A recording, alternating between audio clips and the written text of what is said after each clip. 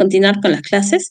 Y en realidad, dado que hay múltiples infecciones virales, he decidido orientarlas más a aquellas que están relacionadas justamente con exantemas virales y otros similares.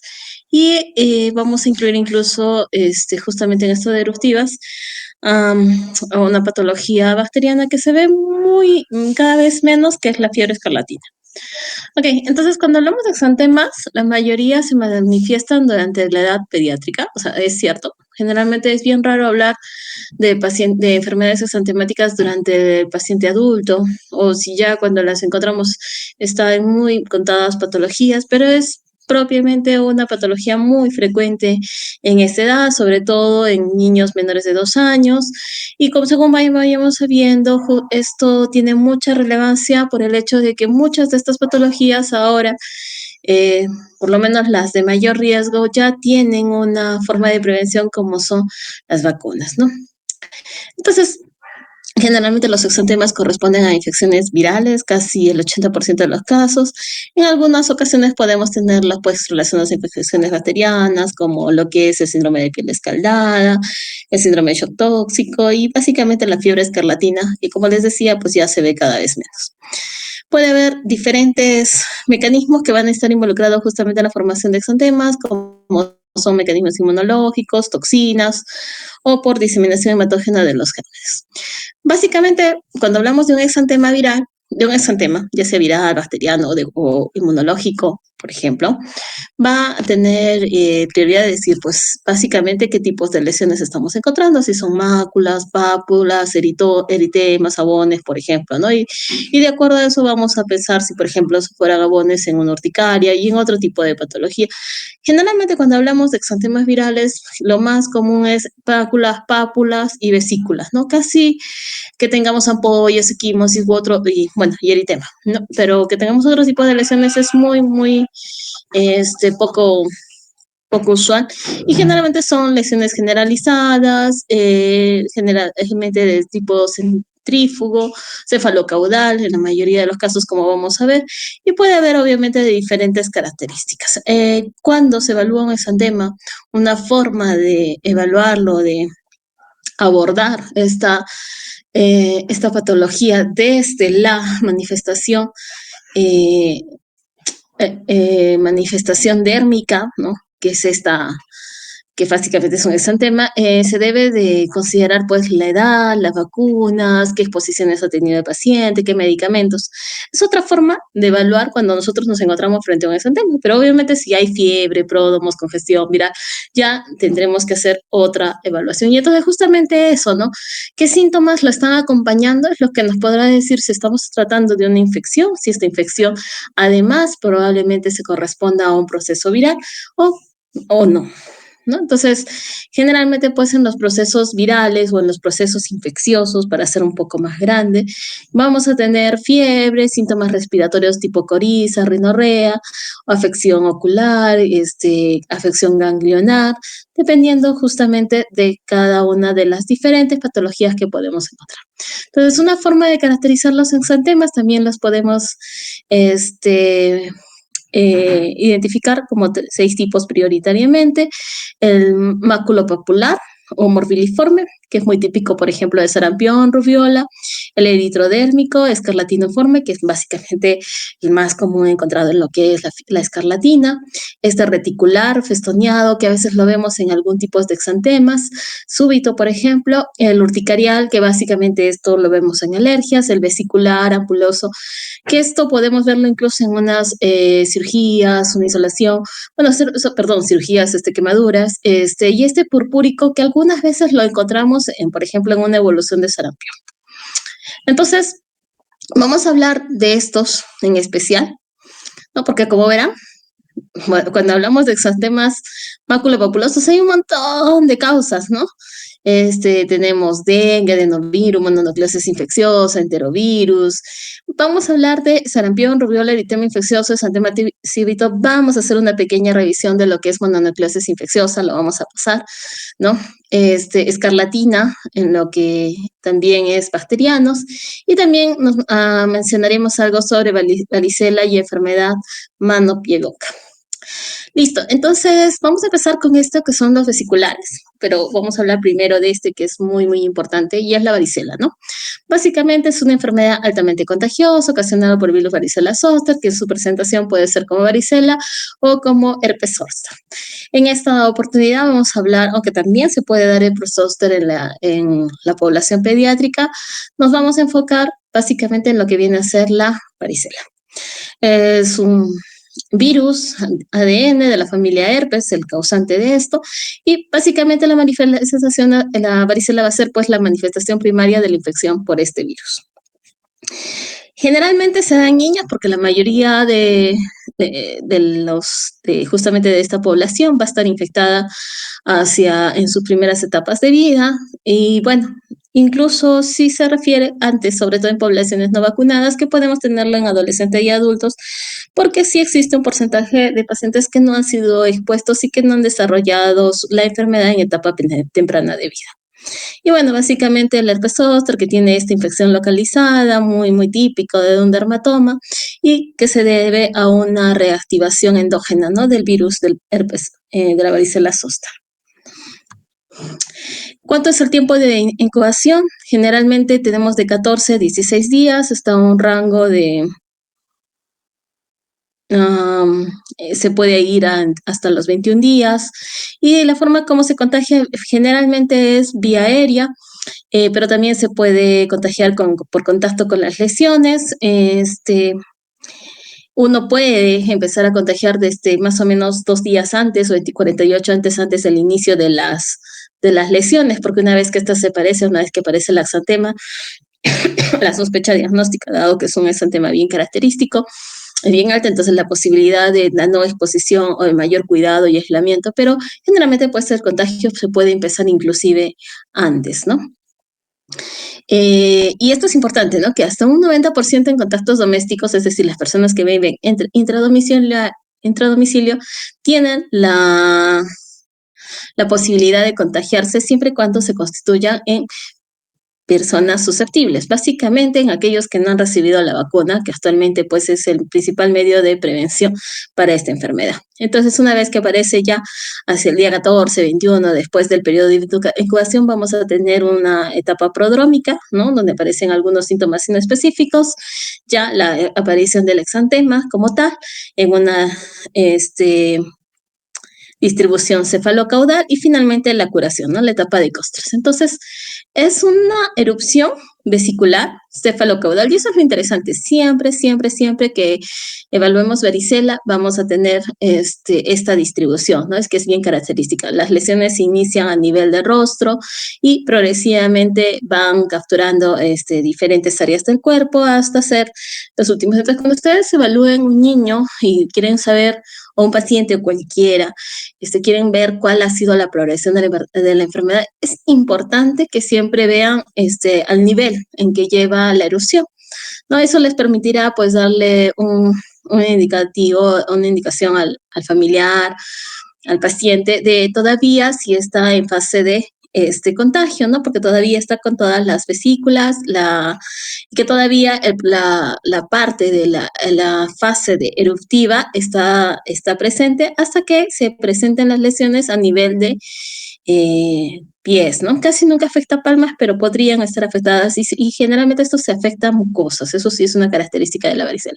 Entonces vemos la importancia de la vacuna, ¿no? Pueden ver un niño con bastantes lesiones, por ejemplo, en la primera foto, en la foto que estoy mencionando, de la derecha, y en la foto contralateral, pues vemos unas pequeñas lesiones muy poquitas, que esto generalmente lo vemos en niños vacunados, que también pueden hacer una presentación más leve de la enfermedad, casi con muy poca exantema, ¿no?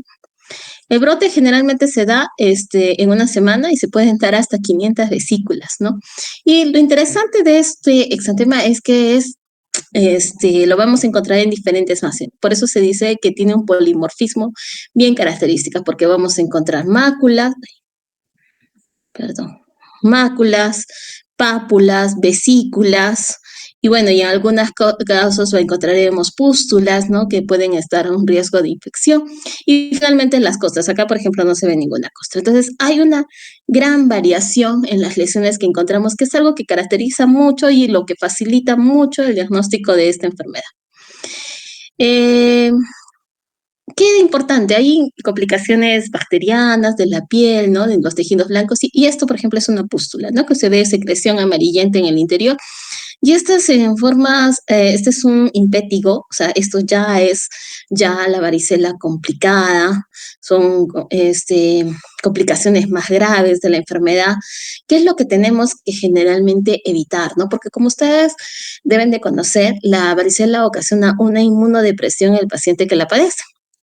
Y entonces es interesante evitar, pues, o estar muy pendiente de las complicaciones, sobre todo en pacientes que son mucho más expuestos, como es en la varicela neonatal, en pacientes inmunodeprimidos, en pacientes con coinfección VIH.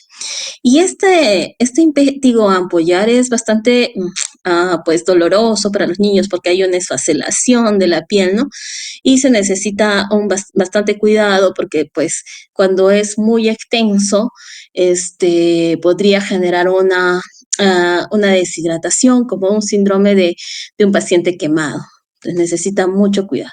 Entonces, ¿en qué pacientes nosotros vamos a sospechar que podría ser este tipo de complicaciones? Y tenemos que tener mayor cuidado. Y es que sí, normalmente esta enfermedad es muy benigna en el niño, pero no así en el paciente adulto y en el paciente menor de 1 año. En pacientes que tienen algún tipo de inmunodeficiencia, problemas cardíacos, enfermedades malignas, cáncer, que estén recibiendo tratamiento con quimioterápicos, que son muy susceptibles a desarrollar e infectarse, pues son más factibles de que se pueda presentar complicaciones como una neumonitis viral por infección del virus varicela zoster, ¿no? Bueno, también se debe evitar pues la exposición con salicilatos porque se describe lo que es el síndrome de Rey ya cada vez un poco más escaso porque no tenemos mucha frecuencia de esta exposición. Y bueno, y en algunos pacientes que tengan algunas infecciones cutáneas o pulmonares crónicas. Y en ese sentido, pues como podemos ver, este es un niño que está presentando lesiones pustulares. Ustedes lo que ven aquí, estos son drenajes que se dan por una fasciitis que ha hecho a nivel de cuello. Otra lesión más. No, vemos un niño que no tiene muchas lesiones, pero con un mal manejo, mal cuidado de las lesiones, pues puede terminar en una fasciitis necrotizante, necesitando, por ejemplo, que se debride, ¿no? Entonces, es una enfermedad que cuando teníamos brotes antes de la vacunación, pues cada vez eran estas complicaciones muy frecuentes y sobre todo porque existe la convicción, y ustedes lo van a ver mucho en los pacientes, de que si tienes gripe, no te bañes, ¿no? Si tienes varicela, ni se te ocurra bañar al niño porque le va a ir mal, le va a ir peor. Y entonces justamente es una de las condiciones que hace que, obviamente son lesiones abiertas, son muy pruriginosas, el niño se rasca, entonces es muy fácil que se sobreinfecte. Y por eso el tema del baño sí está indicado. Y más bien, pues en nuestra cultura, sobre todo en los Andes, había niños que venían con todos llenos de violeta de genciana, por ejemplo, o sino que les ponían maicena sobre las lesiones, empeorando el cuadro de por sí. Además no se bañan, hacen fiebre, sudorosos. Entonces todo esto condiciona un mayor riesgo de infección. Y en niños mucho más pequeños, obviamente el riesgo es más alto, pudiendo darse este tipo de complicaciones que en realidad pueden, por el nivel de inmunodepresión que se genera, pueden llevar a la muerte, ¿no? Entonces, como decía, pues podemos tenerlo puede tener varicela fetal y varicela en el recién nacido, que suelen ser erupciones pues mucho o cuadros que podrían complicarse más severamente con cuadros a nivel respiratorio. Bueno, en primera semana, entre semanas, puedes entrar un problema de varicela congénica, por eso es que es importante una protección de las gestantes, porque va a dar cataratas, microcefalia, o sea, ya complicaciones pues futuras en el recién nacido. Obviamente, cuando esta varicela se da en una gestante en el segundo o tercer trimestre, los riesgos son menores. Y en la afectación neonatal, pues generalmente lo vamos a pensar en una evolución que haya tenido la madre 5 días antes, previas al parto. Si presenta eso, entonces tenemos un alto riesgo y habría que buscar la presentación de estas lesiones en el recién nacido. Y también cuando esto se ha dado entre los 5 días previos y 2 días después del parto. Entonces, antes de los 5 días, el riesgo de varicela neonatal es mucho más alto que cuando esto se ha dado casi muy cerca al al, al parto, ¿no? Bueno, algunas lesiones y como ven, pues finalmente también pueden llevar a una neumonía. Por ejemplo, esto es una neumonitis viral, lobar, donde ha habido una atelectasia, el paciente ha necesitado ingresar a ventilación mecánica y tiene pues este tipo polimorfismo de lesiones que podemos observar. Entonces, es una infección menos frecuente, es cierto, de riesgo, porque sí condiciona, pues, puede ser muy grave para el recién nacido. Exámenes que necesitemos. En realidad, si es una sintomatología leve, en realidad el diagnóstico es totalmente clínico, no necesitamos ningún estudio adicional y será necesario algún tipo de estudio complementario dependiendo sobre todo de la gravedad del paciente o si esta o si ha sido identificada complicación. Por ejemplo, podemos pedir un hemograma, reacción en cadena de la polimerasa para identificar el virus, inmunofluorescencia directa. O sea, son estudios que me van a llevar a la identificación correcta del virus causante, ¿no? Puedo hacer un cultivo, serología, en general, pero todo esto tiene sentido cuando cuando no es un diagnóstico tan evidente, cuando son máculas muy leves o cuando tengamos algunas complicaciones, hemos llegado a una fase avanzada de la enfermedad. Pero en general, o sea, no es de regla que ustedes deban de pedir exámenes, por ejemplo, en un paciente de 4 o 5 años que sí tiene fiebre, la erupción, pero que su estado general es bueno, no es imprescindible que se pida una analítica de control.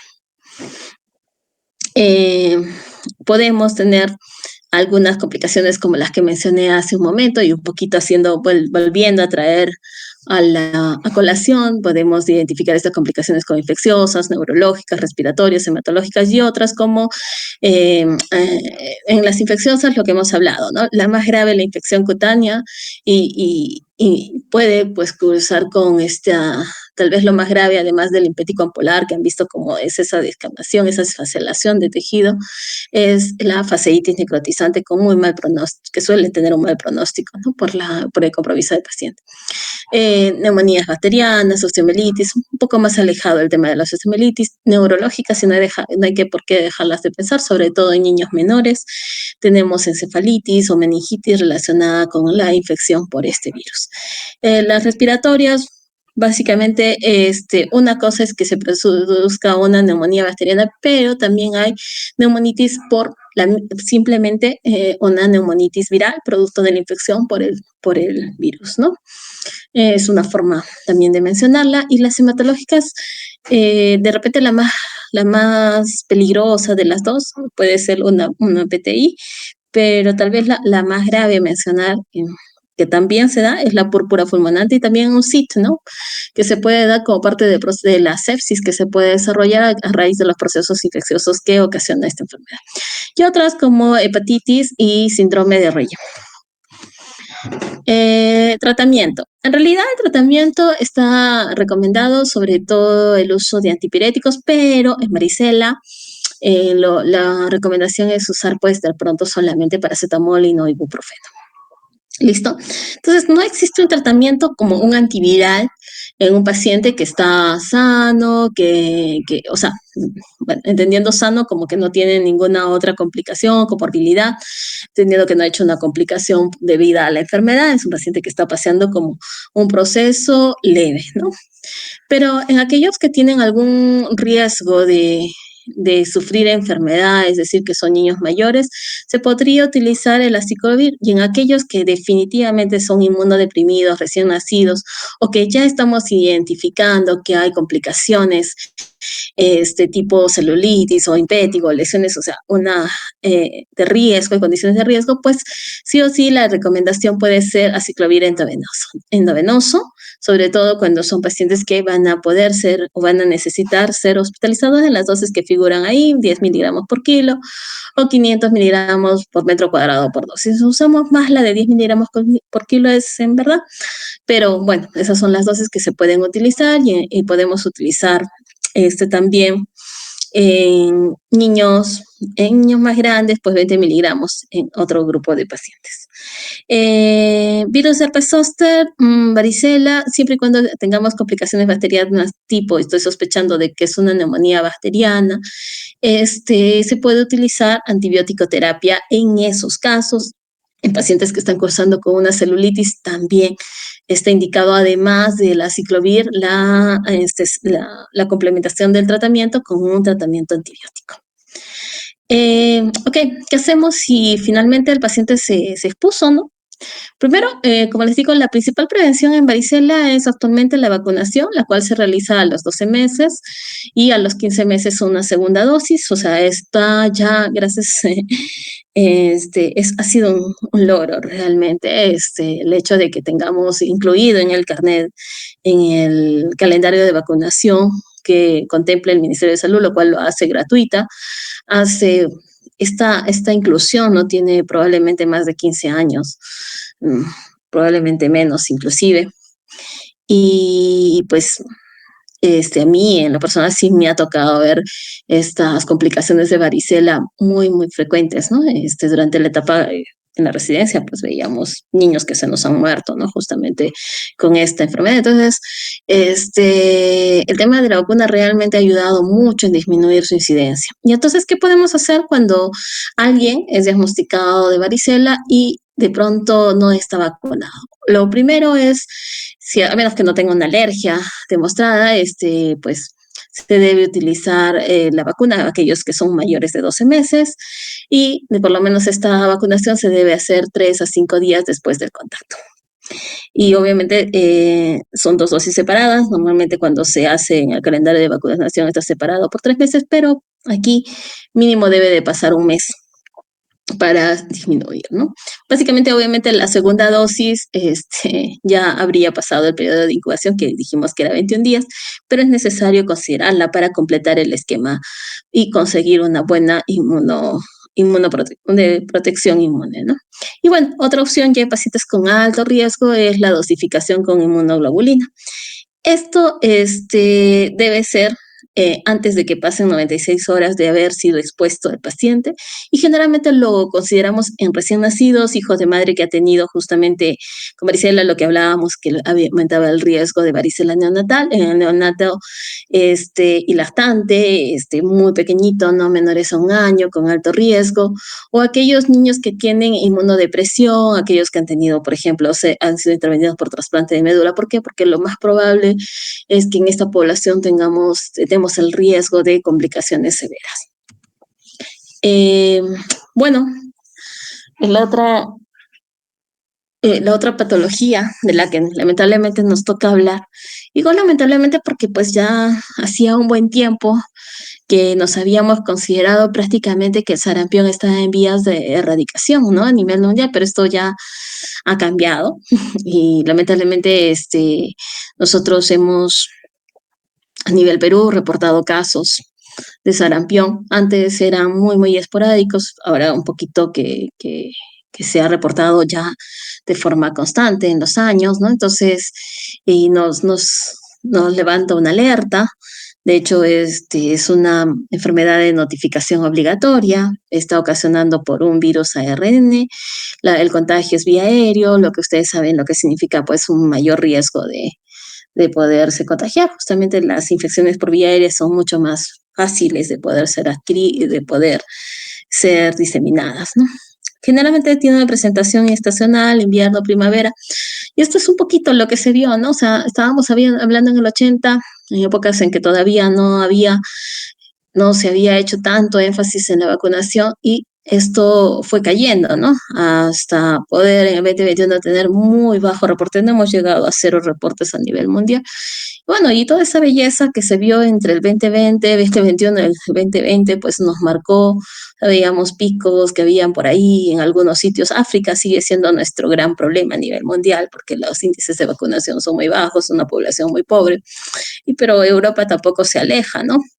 Por esto de los círculos antivacunas, hay mucha población que no está siendo bien vacunada, lo cual permite pues que siga existiendo. Es una enfermedad que realmente tiene todo para poder desaparecer, tipo viruela, pero que la baja cobertura de vacunación que se sigue logrando, pues evita que se llegue a ese punto, ¿no? De 0, de poder considerar una enfermedad eliminada. Entonces, lamentablemente en 2020, como todos saben, los porcentajes de vacunación y de coberturas de vacunación se fueron afectados a nivel mundial y esto ha permitido que de pronto se empiecen a reportar muchos más casos, ¿no?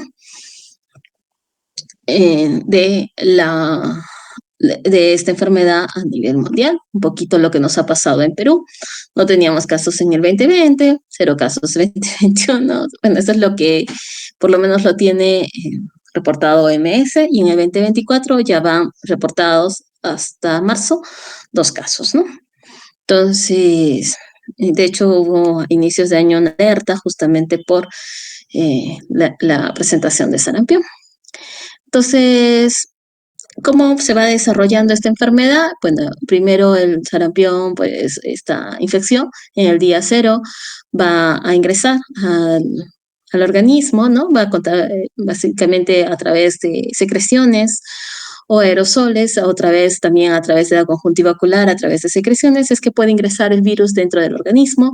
Se va a dar entre el primer y segundo día una extensión, sobre todo a ganglios regionales, y entre el segundo y tercer día se va a dar lo que es la viremia primaria. Posteriormente se va a dar una multiplicación de este virus en el epitelio respiratorio y va a darse casi entre el 5 y séptimo día de haberse producido el contacto con el virus, la viremia secundaria, y generalmente entre el séptimo y 11 día es que empieza ya la clínica del exantema, ¿no? O sea, la clínica de la enfermedad, ya se va a ver compromiso respiratorio. Y bueno, finalmente, posteriormente vamos a ver que hasta el día 14 este virus va a estar circulante en la sangre para poder posteriormente ir con una disminución progresiva. Un poco más, este esquema nos habla de las diferentes etapas de esta enfermedad. Primero, la etapa de incubación, que es lo que hemos referido previamente, 10 a 12 días, que en general la mayoría de las literaturas lo ubica en ese tiempo. El periodo prodrómico, que generalmente toma de 3 o 4 días, y el periodo exantemático, que generalmente toma desde el día 5 a 7 días, ¿no? Y lo que va a aparecer y caracteriza al inicio del periodo exantemático es justamente una fiebre alta que ya se registra días anteriores, pero que es mucho mayor el día que aparece el exantema. Adicionalmente podemos tener las manchas de Koplik, que realmente en este esquema es como que durará bastante tiempo, pero generalmente se refiere que una vez que aparece solo tienen básicamente muchas veces como mayor tiempo de duración 18 horas, por las cuales pueden no lograrse identificar, ¿no? O sea, podría ser que no nos toque coger o realizar la evaluación del paciente en ese momento y no sean identificados. Puede haber conjuntivitis, coriza, tos, ¿no? Y finalmente ya después del 10º día de la evolución es que ya es la etapa de convalescencia. Entonces, una vez más, un poquito lo que hemos hablado en la anterior diapositiva, el periodo de incubación de 10 a 12 días, el periodo prodrómico, que tiene una duración de 3 a 5 días, y que generalmente pues eso, ¿no? Fiebre, tos, coriza, conjuntivitis, que es algo muy característico, y las manchas de Koplik que habíamos mencionado, que son las patognomónicas de sarampión, o sea, si vemos manchas de Koplik, ya estamos hablando de sarampión, que son justamente ubicación en mucosa yugal, estos hallazgos, estas lesiones puntiformes, grisáceas, pasa sobre un halo eritematoso, como ustedes pueden ver en la imagen, pero lo cierto es que tienen una duración muy corta, ¿no? Entonces eso, pues, hace que no siempre sea que se logre identificar. Una vez más, ya en el momento de que aparece este exantema maculopapular morbiliforme, que es lo que caracteriza al sarampión, que es bien intenso, un rojo intenso, ¿no? Va a haber también una fiebre alta, ¿no? Y lo interesante es que también tiene una progresión cefalocaudal, igual como la que tuvimos en varicela. Y una vez que, así como aparece de cefalocaudal, así también empieza a desaparecer y pueden dejar una pequeña descamación al momento o algunas lesiones café con leche al momento de desaparecer, ¿no? Vemos este niño que está totalmente, pues se ve un eritema confluente, máculo papular, bien finito. Y este es otro pequeñito con las mismas lesiones, ¿no? Un poco más, es un bebito, ¿no? Que también presenta las lesiones y está comprometida el rostro. Normalmente no compromete lo que es mucosas, ¿no? Tres elementos, o sea, a ver, eh, algo que cuando se hace la investigación epidemiológica, cualquier persona que tiene exantema maculopapular con temperatura por 38 grados debería ser considerado como susceptible este, de sarampión y más aún en una población no vacunada.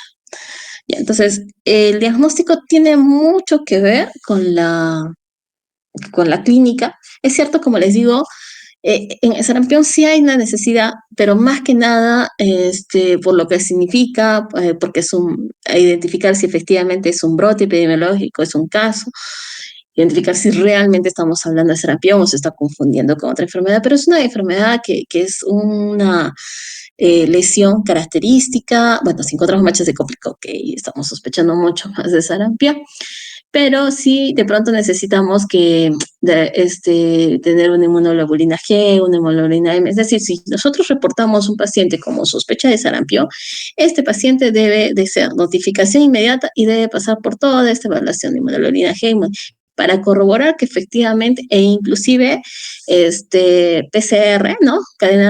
Reacción en cadena de la polimerasa, para identificar no solo que efectivamente sea el virus de sarampión, sino además identificar qué tipo de linaje que genotipificar al virus, y eso tiene preponderancia importancia porque, pues, como les digo, es una enfermedad de reporte epidemiológico y se requiere saber de dónde es este virus, si es un nuevo linaje, si ha sido reportado en otras zonas de la región para considerar que es una misma infección o está habiendo una nueva afectación, ¿no? Es decir, o sea, uno que está ubicado en otra zona, pues que ha sido trasladado de este virus, y estamos hablando de una progresión, ¿no? De una progresión de un primer caso que pudo ser solamente un brote, ¿no? Y que ya habría sido o se habría perdido el control de esa intervención epidemiológica. Entonces, es por eso que con sarampión sí, pues sí, o sea, si yo diagnostico esta enfermedad o considero esta enfermedad, sí me voy a meter en el lío de hacer todo este seguimiento. Así que hay que considerar el antecedente también, además de que sea un exantema maculopapular con fiebre y conjuntivitis. La conjuntivitis les ayuda mucho en eso de considerarla como enfermedad, es el hecho del antecedente de tener la vacunación completa. Pues se han reportado casos por virus salvajes ahora mismo, pero ya es menos frecuente. Uh, ¿Qué de interesante de esta lámina? Pues, ¿por qué nos interesa tanto el sarampión? ¿No? Porque es una de las enfermedades que ocasiona mucho, está también relacionada con inmunodeficiencia y que puede llevar a posterior. Y este estado de inmunodeficiencia sobrepasa los días del exantema, es decir, no solo en el tiempo que dura la enfermedad, sino en la etapa de convalecencia, que puede llegar hasta un mes. Vamos a tener estos defectos en la inmunidad, que por ejemplo hay defectos de motilidad de neutrófilos y bueno, alteración o reducción de inmunoglobulina A, que es inmunoglobulina M, con aumento, pero una mala función de inmunoglobulina M. Vamos a tener alteración o supresión en la reacción de interleuquina 2. Entonces, hay afectación de la respuesta inmune del huésped que podría generar, no como una complicación necesariamente de sarampión, sino que se sobreagregue otro proceso infeccioso que determine que en otras condiciones no podría generar un cuadro grave en el paciente, pero que al ser tenido esta enfermedad, sí podría devenir en una enfermedad más de mayor riesgo.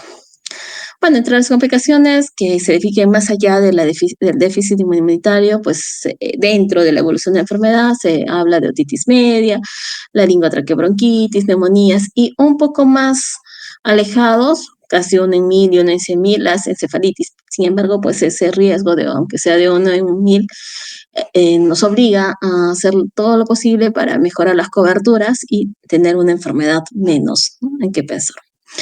Tratamiento, lo que más se recomienda como tratamiento, obviamente, si es un cuadro leve, sintomáticos, y hacer toda la evaluación que les he dicho, de identificar claramente la enfermedad, pero lo único que está recomendado como tratamiento es la suplementación con vitamina A, sobre todo en aquellos que está corroborada un déficit de esta vitamina, pero en todos los demás también se les da la recomendación, con dosis de 200.000 en mayores de 1 año, en lactantes de 6 a 12 meses de 100.000 y en menores de 6 meses por lo menos 50.000 unidades. Y la repetición pues va en aquellos que tienen hipovitaminosis demostrada. Otra gente que nos toca revisar es rubiola. Este es como el sarampión alemán, es un poco más leve, se parece mucho al sarampión, pero también lo interesante es que también es uno de las infecciones virales de la infancia que ha sido, que viene siendo controlada por lo que es la vacunación. Y bueno, no lo había mencionado, el sarampión, tenemos la vacuna en nuestro país, la triple vírica, que se coloca al año y que se coloca un refuerzo a los 4 años. Y en esta triple vírica está comprendida sarampión, paperas y rubiola, ¿no? Parotiditis y rubiola. Eso es muy importante, realmente ha bajado bastante la frecuencia de estas entidades con la correspondiente morbilidad de los pacientes, ¿no? Entonces los pequeñitos cada vez están más protegidos.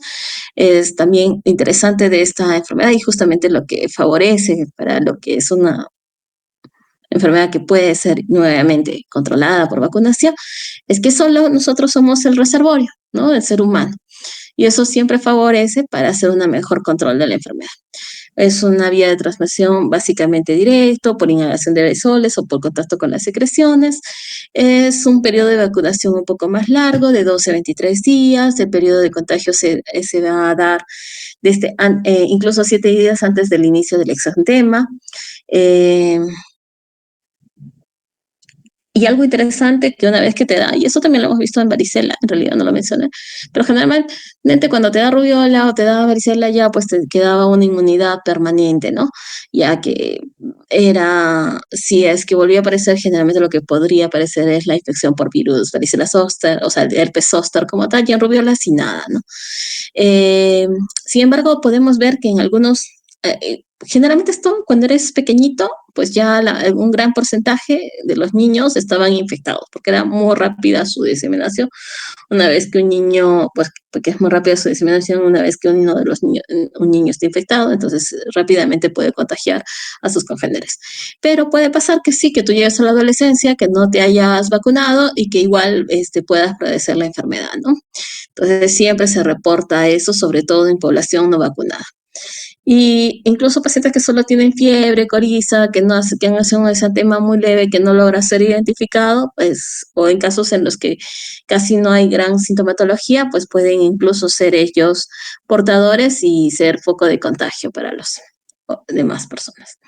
Ok, ¿qué es lo que caracteriza? Tiene una fase prodrómica, como la mayoría de las exantemas virales, generalmente entre 1 a 5 días, y son síntomas inespecíficos. La conjuntivitis es más leve, por eso es que se parece mucho la rubiola a sarampión, pero como un cuadro más leve de evolución. Y algo que es típico es que vamos a tener la presencia de adenopatías, y esto lo vemos más en adolescentes, ¿no? Adenopatías con exantema. Generalmente la ubicación de estas neuropatías es a nivel retroauricular o occipital. Podemos encontrar inflamación a nivel faríngea. La distribución es cefalocaudal del exantema, maculopapular, igual que el sarampión, pero es mucho más leve, menos intenso en el color rojo que hemos visto y ahora vamos a ver. Y tiene una característica que pues palidece a la digitopresión, ¿no? Generalmente al inicio es mucho más macular, pues, posteriormente puede ser un poco más escarlatiniforme y es un poco la progresión, pero la progresión es básicamente corta, ¿no? 3 a 5 días, evolución rápida, un poco el cuadro clínico, también igual cómo se va dando el curso clínico, la presentación prodrómica, la presentación de la sintomatología, la temperatura, vemos que no alcanza temperaturas tan altas como las que mencionamos en sarampión. Y bueno, puede haber conjuntivitis, coriza, igual es parecido, pero es más leve. Vemos aquí algunas imágenes comparadas con el rojizo que veíamos en las otras imágenes, más leve el exantema que podemos observar en estas imágenes, más tenue, ¿no? Difuso igual. Podemos hacer exámenes de control, sobre todo inmunoglobulina G, inmunoglobulina M, pero el diagnóstico básicamente se hace con la clínica. ¿Dónde nos interesa hacer más diagnóstico? La sospecha, bueno, y la prevención va mucho en mujeres embarazadas, ¿no? Por el riesgo de presentar el síndrome de rubiola congénita, que es realmente pues grave porque está comprendido dentro de las patologías que son el TORCH, ¿no? Y por las complicaciones a futuras, sobre todo de tipo neurológico, que experimenta el recién nacido expuesto a esta enfermedad. Por eso lo importante de la vacunación.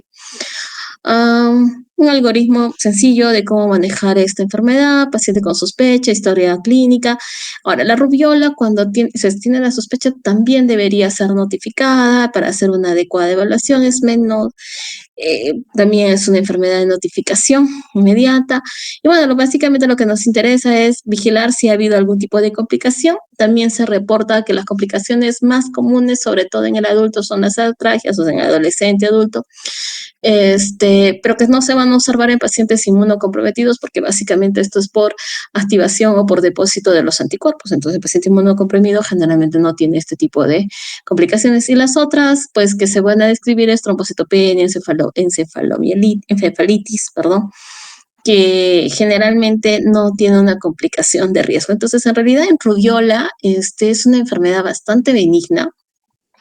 Pero ¿cuál es el problema con rubiola? No lo he abordado aquí porque pues no es el objetivo de la charla, pero el riesgo y la necesidad de prevención de trabajar con la vacunación de esta enfermedad es básicamente prevenir el síndrome de rubiola congénita. Esta enfermedad, ya pasamos a los de menos riesgo, ¿no? Y de presentación mucho más inespecífica, y es el eritema infeccioso. Vamos a hablar ahora de lo que es eritema infeccioso, rociola, o sexta enfermedad, y mononucleosis infecciosa y pie, mano, boca. En general, estas 4 patologías que acabo de mencionar de forma muy rápida, no suelen ser las más benignas, pueden complicarse, pero sobre todo, es interesante identificarlas y considerarlas, sobre todo en aquellos pacientes que empiezan a hacer fiebre inespecífica, ¿no? Para que tengamos la calma a la madre de esperar y ver un poco la evolución, ¿no? De cómo se va conformando la enfermedad al que el niño esté expuesto. Por ejemplo, bueno, la quinta enfermedad, mencionar que está causado por el barbovirus B19, pues afecta a varones y mujeres por edad y generalmente se entra entre los 4 y 10 años. El mecanismo de contagio, lo más importante, contacto directo con secreciones, inhalación de aerosoles, pero también se ha descrito que podría ser por transfusión sanguínea o de forma vertical. ¿Qué es lo típico de este niño? Que tiene un exantema reticular. Vimos unas imágenes al inicio de la presentación, que es como en una red. Tiene una variabilidad en su presentación. puede ser tener episodios de aparición, disminución, aparición, y hay que identificar que básicamente es un eritema reticular. Realmente, para la clínica, el paciente no luce tóxico, ha hecho unos días de fiebre. En algunos casos hacemos algún tipo de estudio adicional, ¿no? Sobre todo en pacientes que tienen algún grado de inmunocompromiso. Entonces, entre las complicaciones que se refieren son la artritis, aplasia, esto sí, esto es un poquito lo riesgoso con el parvovirus, que puede ocasionar aplasia, ¿no? Medular. Básicamente, es un exantema maculopopular, ¿no? Y puede comprometer las zonas de extensión, tronco, es bien difuso. Y lo interesante es que va a mantener la inmunoglobulina EM, relacionada 2 a 3 meses. Realmente, básicamente es una evolución breve, rápida. Los niños evolucionan clínicamente en 7 días, ya se ha mejorado. Entonces ahí realmente no hay mucho más que, incluso no es muy pruriginoso. Entonces, bueno, básicamente esperar la etapa prodrómica. A ver, la rociola es bastante frecuente, sobre todo en niños menores de 2 años. Está conocida como exantema súbito o sexta enfermedad. El primer agente causal más involucrado es el virus herpes virus 6, aunque también se encuentran algunos casos del herpes virus 7. Básicamente su mecanismo de transmisión es respiratorio, periodización entre 7 a 15 días, que es más o menos un constante con referencia a los anteriores enfermedades virales que hemos mencionado. Y lo interesante es que este grupo se va a dar sobre todo en niños de 6 meses a 2 años. Casi el 80% o en su totalidad de los niños ya han pasado por esta enfermedad en sus diferentes grados de compromiso hacia los 3 años de vida. Es una fiebre elevada, ya. ¿Qué es lo interesante? Por ejemplo, esto pasa mucho, no sé si les ha pasado en lo que les han tenido la oportunidad de ya rotar en clínica pediátrica, es que vienen niños con fiebre elevada de 2, 3 días de evolución sin ningún foco aparente, ¿no? Entonces, pues siempre se desesperan las mamás, y eso es interesante, el saber esperar y hacer la etapa de observación, porque muchas veces esas fiebres de 2, 3 días de evolución terminan siendo, y es una fiebre alta, ¿no? Una fiebre de 38 que siempre las preocupa, pero ustedes evalúan y probablemente incluso no encuentren nada en faringe, no hay diarreíta, no hay mayores síntomas más que fiebre. Y generalmente a veces al tercer, cuarto día o el día que lo llevan a la consulta, podemos ver este exantema, que también es maculopapular, de ubicación, no son confluentes, son, como verán, en sarampión vimos que estas lesiones tendían a confluir, mientras que acá no, están separaditas, son rosadas, no son rojas, y generalmente las vamos a encontrar en tronco. La evolución de esta es básicamente 2 días, no necesita antihistamínicos, no es pruriginoso, el niño está estable, y tiene una buena evolución. Entonces, el diagnóstico es eminentemente clínico. Se puede hacer serología igual para identificarlo, pero en general nunca es necesario, ¿no? Básicamente, como les decía, la importancia de reconocer esta enfermedad es que lo hacemos a través de la clínica. Pero algo que es interesante también es que esto va a desaparecer a la digitopresión, no es pruriginoso, el niño está tranquilo. ¿Y por qué hago énfasis en eso? Porque muchas veces pues puede haber un discreto eritema, y como la fiebre está muy alta, y a pesar que sean niños bien pequeñitos, se puede encontrar con que ya se les inició tratamiento antibiótico, ¿no? De pronto, o ya sea por la indicación médica o lo más común por automedicación de la madre. Y entonces aparecen estas lesiones y ya, diagnóstico de alergia a la amoxicilina, alergia a la penicilina, cuando en realidad pues no hay ninguna alergia, simplemente es la evolución natural de la enfermedad, ¿no? Entonces ya lo estaríamos condenando a ser un niño alérgico. Mm,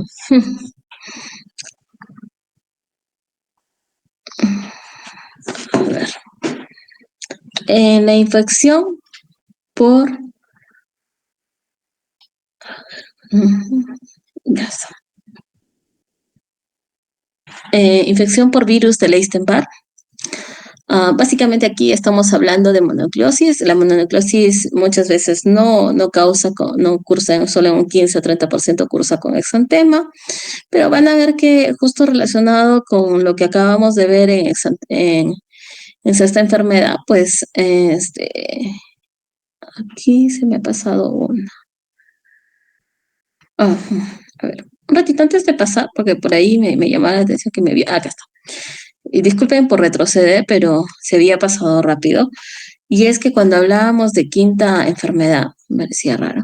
Algo que es interesante es que el niño aparece como cacheteado. Entonces eso les sirve mucho para hacer el diagnóstico clínico, ¿no? Este es el signo de la doble bofeteada. O sea, la carita está bien rojita y luego aparecen primero, esto es lo primero que aparece en la fase inicial, en la primera fase de evolución, y en la segunda es que recién tenemos el exantema. Y lo que les decía, ¿no? Y esto se puede permanecer hasta durante un mes. No lo habíamos visto en quinta enfermedad, pero eso es lo característico de que se ve en esta enfermedad y es muchas veces la única manifestación la que viene trayendo a la mamá, ¿no? Al pequeño, y es porque dicen pues que los cachetitos se le han puesto rojos, ¿no? Que las mejillas están rojitas. Listo, como vemos también en esta imagen. No quería pasar porque me estaba faltando esa diapositiva para reforzar un poco el diagnóstico de esa enfermedad. Bueno, he traído a colación este bar porque pues como estábamos hablando de las diferentes infecciones que se dan virales en la infancia, esta es una también que es bastante frecuente.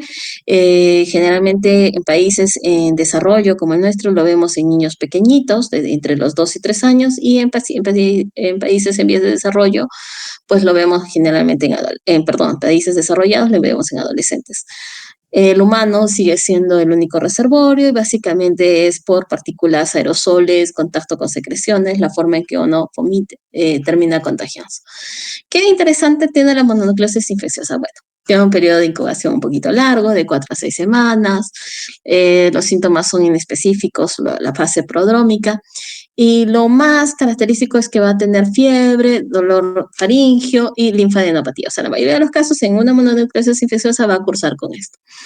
Y solo en un 15 a un 30% va a cursar con exantema, maculopapular, eritrodérmico, mucho más. En algunas ocasiones exantema va a ser eritrodérmico.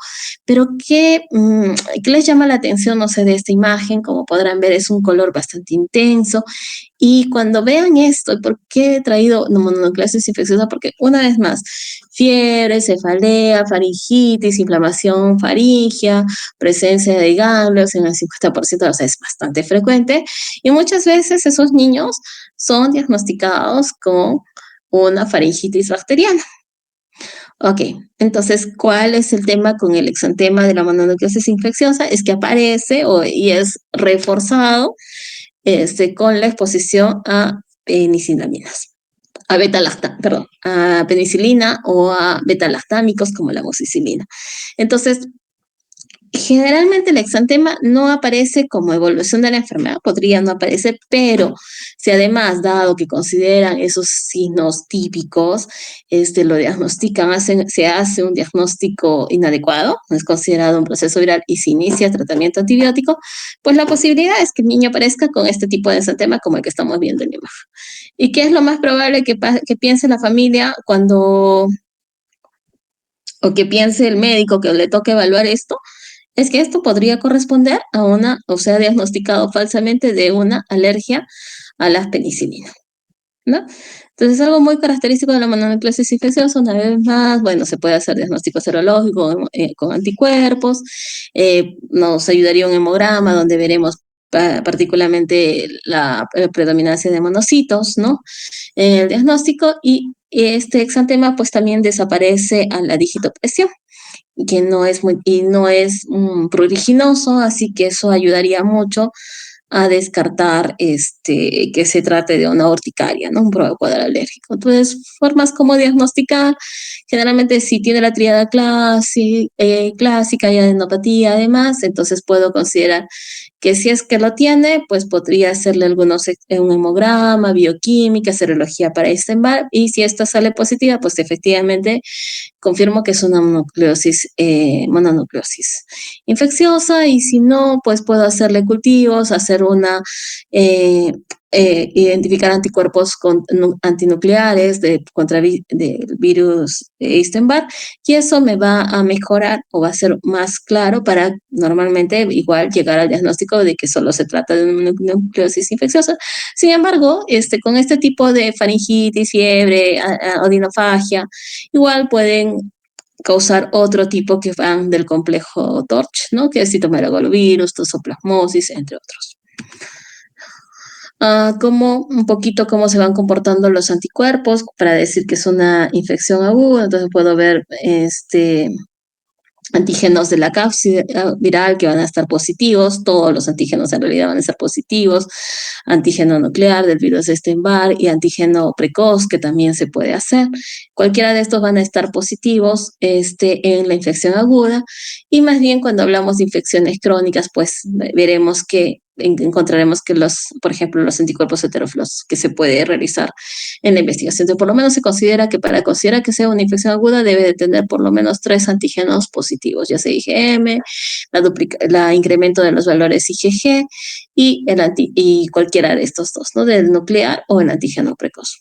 Son pruebas para identificar si el Epstein-Barr está activo. Esto porque algunas veces, sobre todo nos interesa porque la mononucleosis infecciosa podría tener complicaciones, siendo la rotura hepática, esplénica, una de las más graves, ¿no?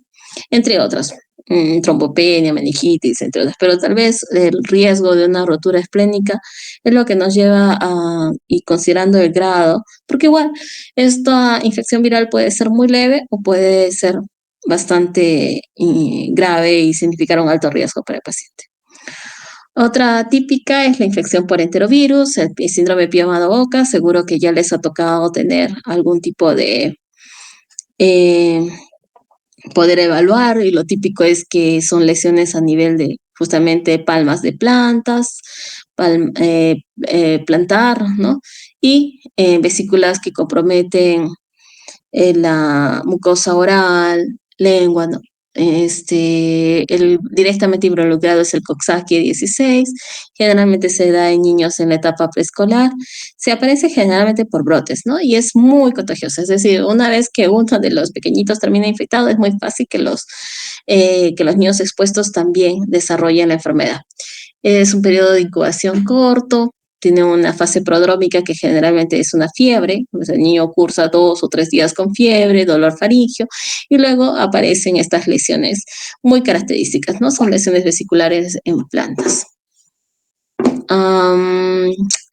Puede haber o no prurito, en algunas cosas va a haber úlceras en boca, y no es que no pueda, o sea, es típico que aparezca en plantas, o sea, eso prácticamente por eso pie, mano, boca, pero también se puede dar a que tengan algunas lesiones en músculos, y por eso no es que no sea, ¿no? Pueden las rodillitas, en las piernitas pueden aparecer algunas lesiones.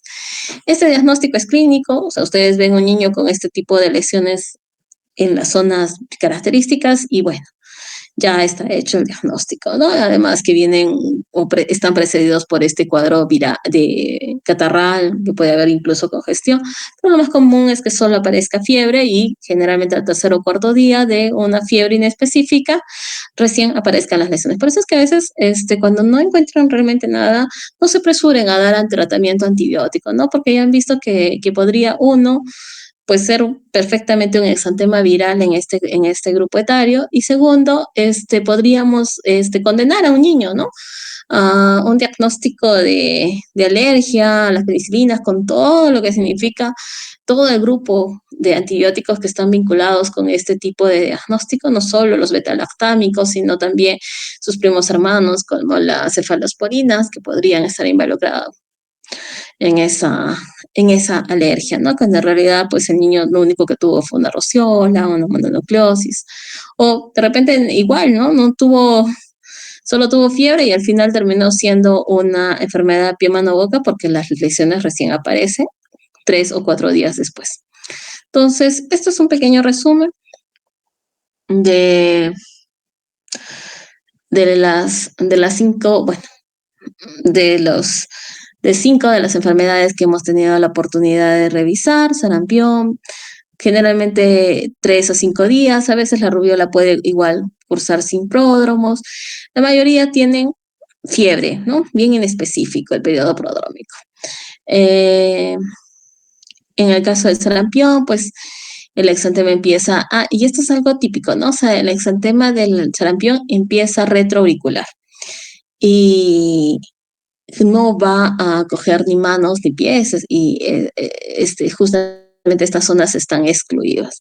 La rubiola, pues, un exantema discreto, mucho menos intenso, en zonas muy similares a las del sarampión, mácula popular igual. El tema infeccioso, por eso tuve que retroceder, es el típico exantema considerado en cachetada, ¿no? El enrojecimiento a nivel de mejillas, a nivel facial. Uh, el exantema súbito, también se parece bastante a la rubiola, es la rociola, es bastante rápido, puede durar 1 o 2 días y generalmente se ubica a nivel de tronco. Y la varicela, pues máculo popular, pero en realidad tiene este pleomorfismo, ¿no? Que habíamos mencionado. Lo típico de sarampión, cóplica, rubiola, adenomegalias. El tema infeccioso, nada, tal vez lo típico es el eritema facial, sí, tal vez, pero no es así como que patognomónico, ¿no?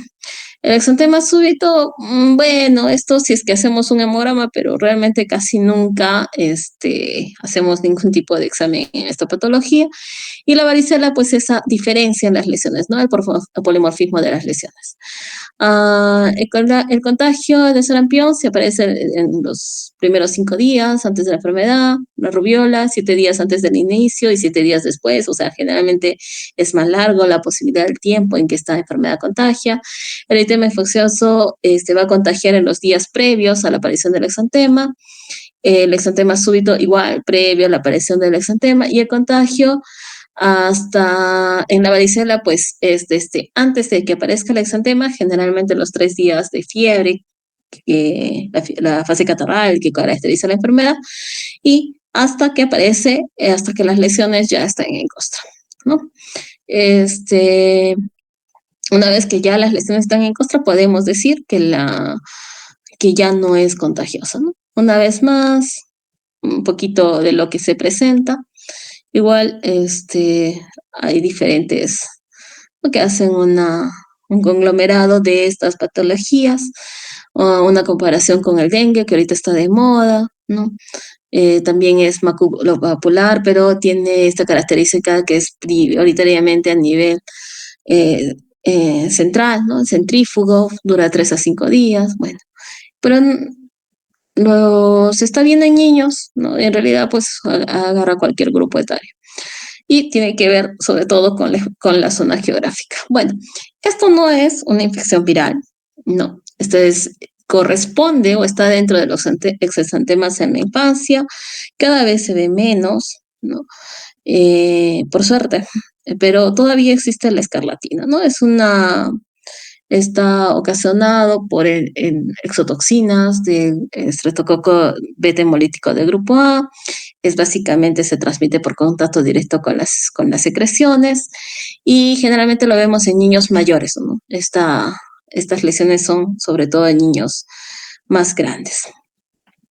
Y generalmente pues la afectación es por una infección a nivel faríngeo que además pues va a ocasionar esta lesión dérmica. En la etapa prodrómica, básicamente es la inflamación o el compromiso faríngeo y es un exantema escarlatiniforme, o sea, puntiforme, rugoso, se siente como si fuera un lija cuando se evalúa al niño o al paciente que padece la enfermedad.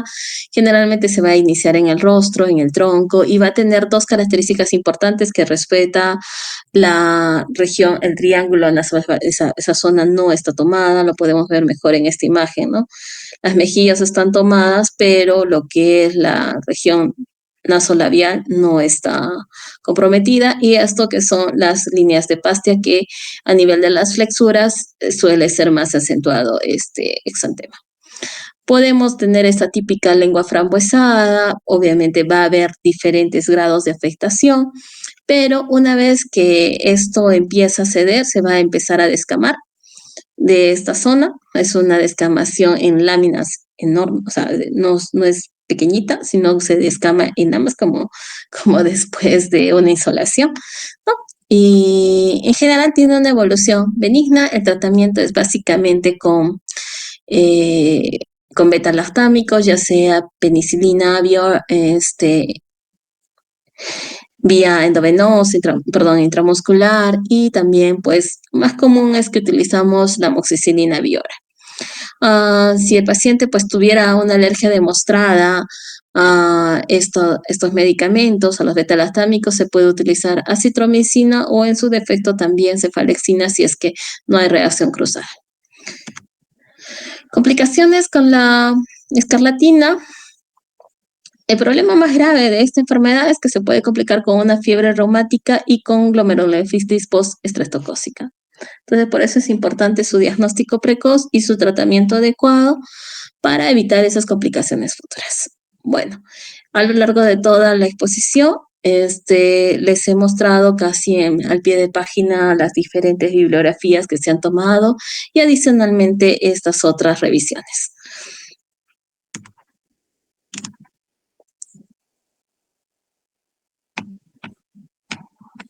Ok, yo sé que ha sido bastante una hora de exposición. No sé si hubiera alguna pregunta.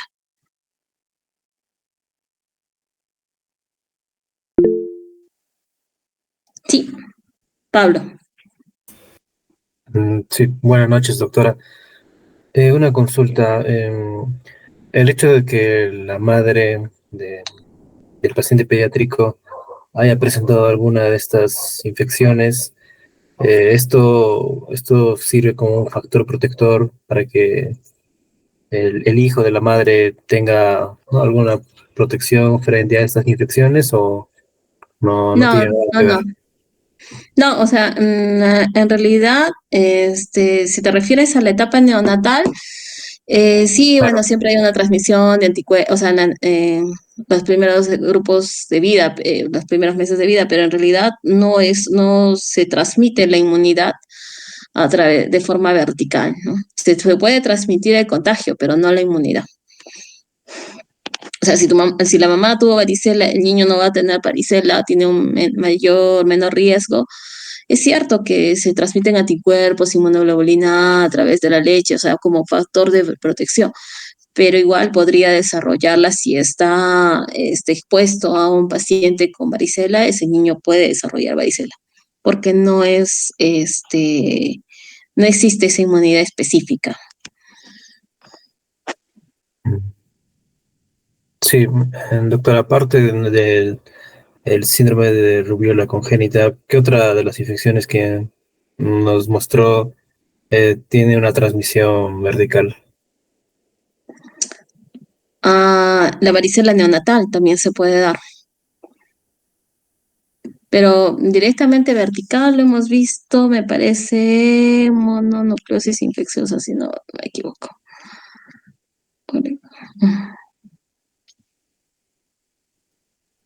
A ver, la infección por virus Epstein-Barr puede tener una transmisión vertical adicionalmente.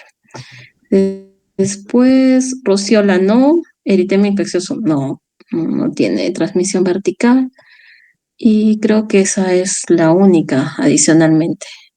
Parece que he visto alguna más, sí, no recuerdo ninguna más. Bueno, mencionan el eritema infeccioso, pero la verdad es que no hay mucho. O sea, cuando hice la revisión del eritema infeccioso en la guía de México, que es uno de donde me guié, mencionaban, pero honestamente Bueno, es que también esta enfermedad es tan leve que casi nunca se hacen muchos reportes, ¿no? Respecto a su transmisión vertical por ahí, algún caso. Pero igual no tiene mucha relevancia porque no suelen ser, no cursar con mayor complicación. Entonces, yo me quedaría con Epstein-Barr y me quedaría sobre todo con rubiola. Realmente en la transmisión vertical nos interesa la rubiola, ¿no? Congénita. Y también varicela, porque se puede dar afectación fetal en varicela.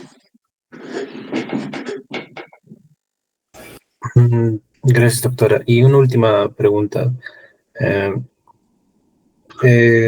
Como menciona, es muy importante la vacunación, ¿no? De la trivírica, pero si esta vacuna no se puede dar en el periodo establecido en el esquema, ¿qué se recomienda que mm, se dé No, después?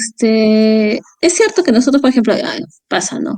Es un niño que está en el cerro, que nunca viene, apenas nosotros, el paciente es identificado, se puede vacunar contra sarampión. Es más, cuando tenemos estas campañas o alertas epidemiológicas, se busca vacunar. Las gestantes se debe de revisar que efectivamente han sido vacunadas contra rubiola y se podría vacunar o sobre todo identificar en pacientes, en mujeres en edad fértil, la protección con la vacuna, ¿no? Pero sí se podría vacunar después.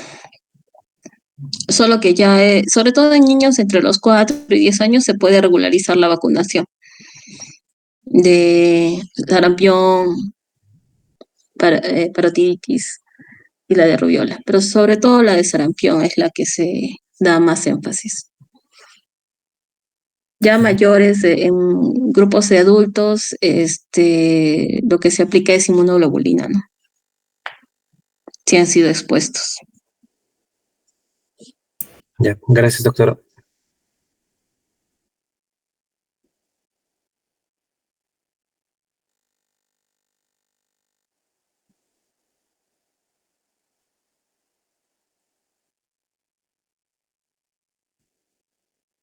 Hoy en día sí estuvieron menos, ¿no? Bueno, entiendo que es la hora y que ha sido bien larga la exposición. Ok. No sé si hay alguna consulta adicional.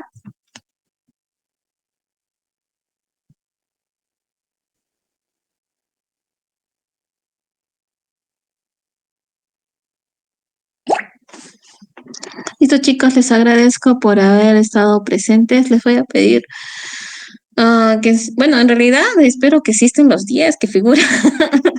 Hoy día sí hemos tenido bastante deserción. Eh, Les voy a pedir que ya para terminar puedan encender sus cámaras para poder retirarnos.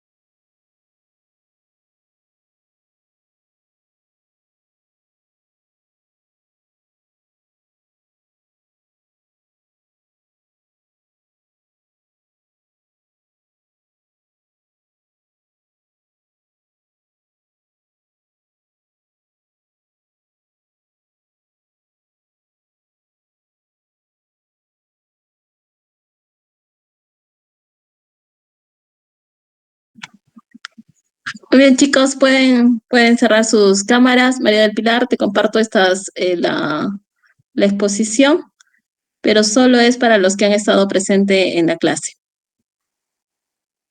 Sí, este. ¿Ya? Ok, espero que pues, les pueda ser útil. Ok, cuídense mucho. Gracias, doctora. Hasta luego. Gracias, doctora. Hasta luego.